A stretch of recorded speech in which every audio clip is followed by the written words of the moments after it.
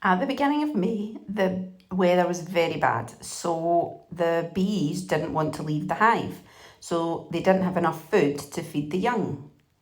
Mike, our beekeeper, added a big block of fondant icing to help feed the young bees.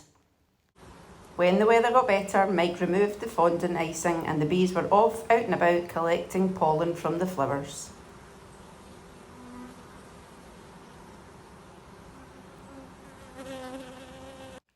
When the bees collect the pollen, they look like they're wearing two yellow fluffy boots on their back legs. Have a look in the next video to see if you can spot a few bees flying around the front of the camera with the big yellow furry boots on. Here's the bees going into slow motion. Can you see their wings move?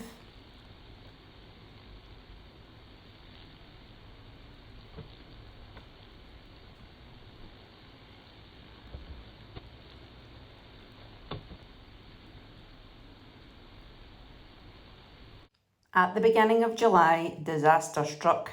Our queen bee disappeared. We don't know what happened to her.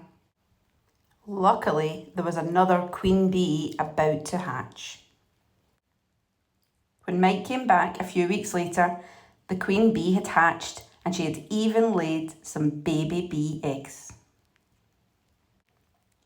The bees then got back to work making lots and lots of honey. Our beehive has produced over 25 kilograms of honey.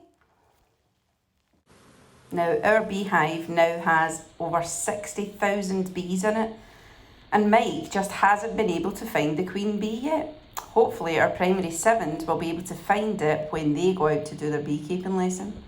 I'm going to tell you what they're going to do once they find the queen bee. Can you see the coloured dots on the bees? These special dots are put there by the beekeeper using a special pen. It tells the beekeeper how old the bee is.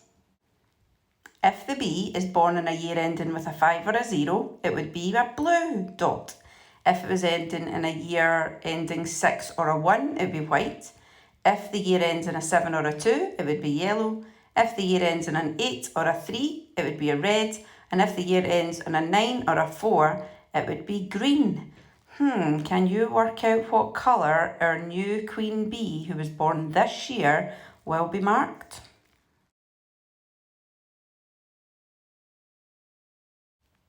White. This instrument is used to mark the queen bee.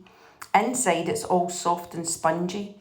The beekeeper catches the queen bee inside the plastic tube and pushes the soft sponge up so that the queen bee is trapped at the top.